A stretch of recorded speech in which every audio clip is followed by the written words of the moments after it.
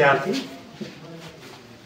जवान विद्यार्थी हुँदा भाषा विज्ञानको विद्यार्थी हुँदा मभन्दा हामीलाई कपौवा भन्छौँ बुढापाका 2 जना भाषाविद जर्मनीमा 1 जना र हल्यान्डमा 1 जना उनीहरूले पहिला लिम्बू कुराको बारेमा लेखेको र अर्को भोटे बर्मेली भाषा परिवारको भाषाहरू विशेष गरी किराँती भाषाहरूको व्याकरण जे लेखेको थियो पुस्तकालयमा सबै पुरानो किताबहरू अध्ययन गरेर त्यो 2 जना बुढो प्राध्यापकहरूले अनुमान गर्नुभएको के अनुमान भन्ने लिम्बुवानमा सबभन्दा पुरानो रूप सबभन्दा समृद्ध व्याकरण भएको भोटो बर्मेली भाषा फेला पार्न सकिन्छ भन्ने कुरा अनुमान गर्नुभयो उहाँ 2 जनाले। अनि उहाँ 2 जनाले मलाई म त एकदम जवान विद्यार्थी थिएँ छिटो अनि त्यतिखेर मलाई समातेर त्यो 2 जना प्राध्यापकले मलाई लिम्बुवानमा पठाउनु भयो।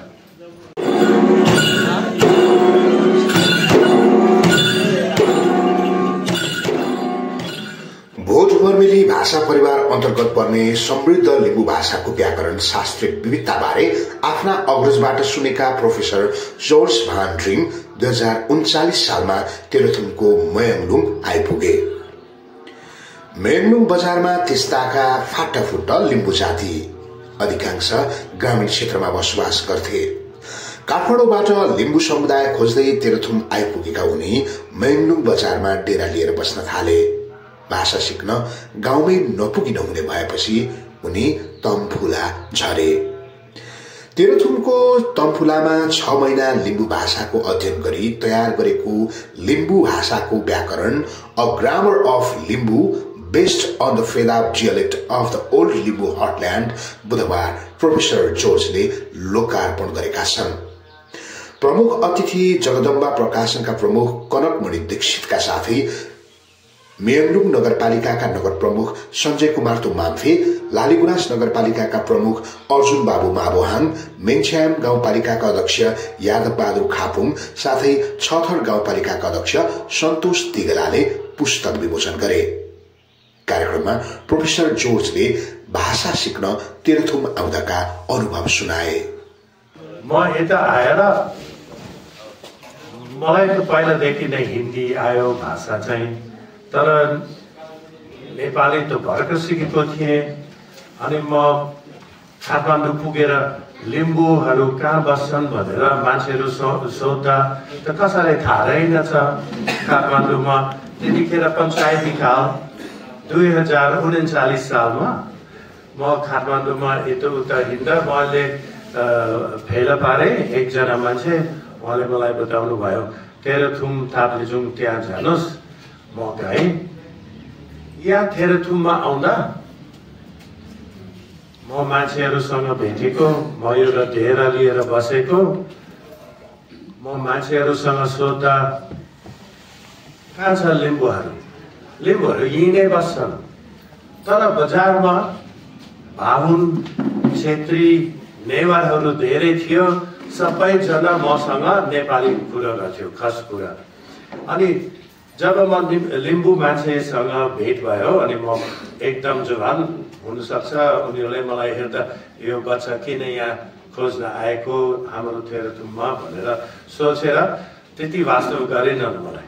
अनि मैले लिम्बू भाषाबाट यस्तो कुरा के भनिन्छ अथवा लिम्बू भाषामा यसलाई पानीलाई के भन्छ, अनि मैले उत्तर त पाएँ ठाउँ ठाउँमा।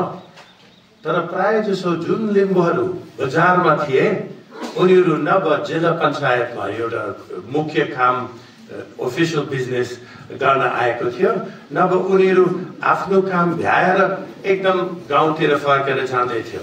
त्यो बजारमा बस्ने लिम्बूहरू धेरै थोरै थियो। अनि जो बजारमा बस्थे तिनीहरू पनि लिम्बू भाषा नबोलेर नेपाली कुरा गर्थे। अनि मैले सोधेँ पानीलाई के भन्छ च्वाल, अनि यो तुङबलाई के भन्छ, यो जाँडलाई के भन्छ, यो किताबलाई के भन्छ सबला यस्तो कुराहरू सोध्दै जाँदै तर मेरो प्रगति एकदम थोरै थिए मैले एकदम जति धेरै प्रगति गर्न खोजेको धेरै थोरै प्रगति भयो अनि म लगभग 2 हप्ता खेर फालेको बजारमा यता उता हिँड्दा म त हटियामा भाग लिएको त्यहाँ लिम्बूहरू धेरै आउँथे तर म तिनीहरूसँग त प्रश्न सोध्न अलिकति अप्ठ्यारो भयो सबै मान्छे किनमेल गर्दै थियो फेरि आफ्नो गाउँ जाँदै थियो अनि अर्को कुरा लिम्बू भाषा कुन हिसाबले बोडो बर्मेली परिवार एकदम आवश्यक छ एकदम व्याकरण समृद्ध भएको कारण के हो भने क्रियाको रूपशास्त्र अनि लिम्बू भाषाको क्रियाको रूपशास्त्र पत्ता लगाउनलाई म जवाब हुँदा बजारमा मान्छेहरूसँग सोध्थे जस्तो टिप्नु हिर्काउनलाई के भन्छ हिप्पा अनि देख्नलाई के भन्छ निमा अनि त्यहाँदेखि मैले पुरा क्रियापदको रूपशास्त्र निकाल्न खोजेको थिएँ अनि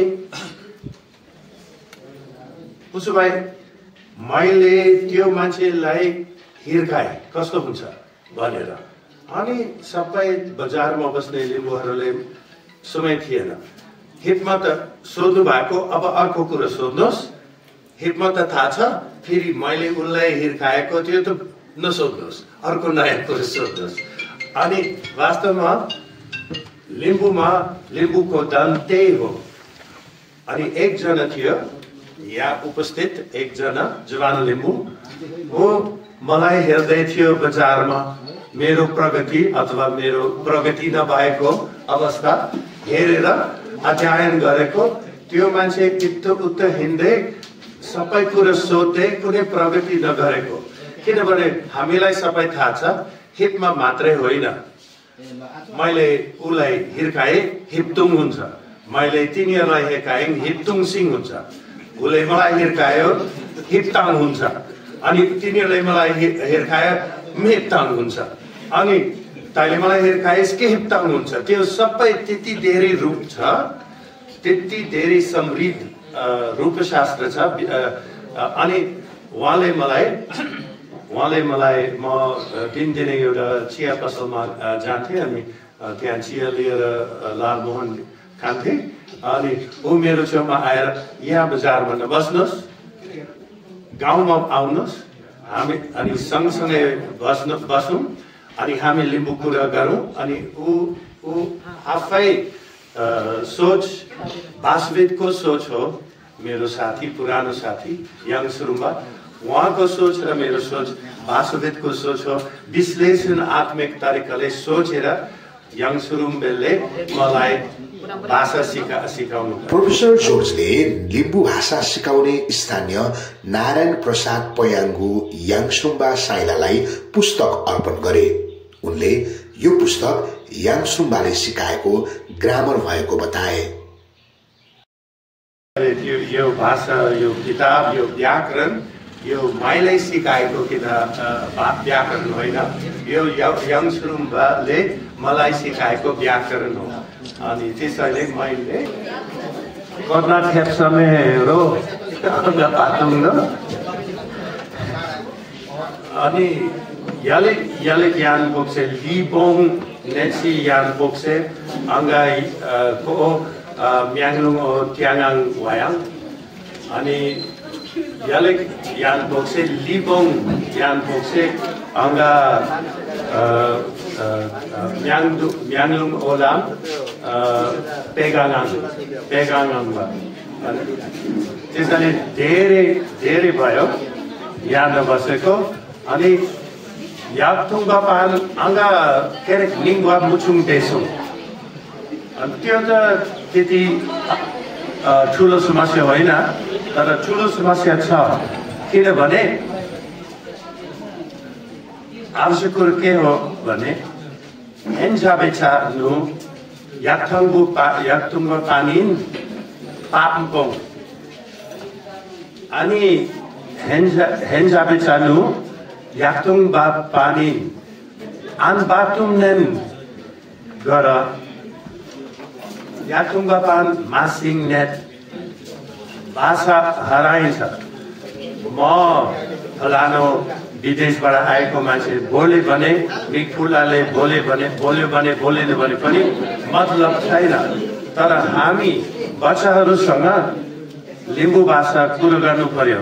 हामी आपसमा मात्रै लिम्बू कुरा गरेर बच्चाहरूसँग लिम्बू कुरा गरेन भने भाषा त एक पुस्ताभित्र मासिन्छ। होल्यान्ड निवासी प्रोफेसर जॉर्ज भान ड्रिमले सन् 1987 मा लिम्बू भाषाको व्याकरणमै विद्यावारिधि पीएचडी गरेका थिए। यो पुस्तक उनको तेस्रो संस्करण हो। प्रोफेसर जॉर्जका the tale of tea, languages of Himalayas लगायतका थुप्रै पुस्तक प्रकाशित छन्।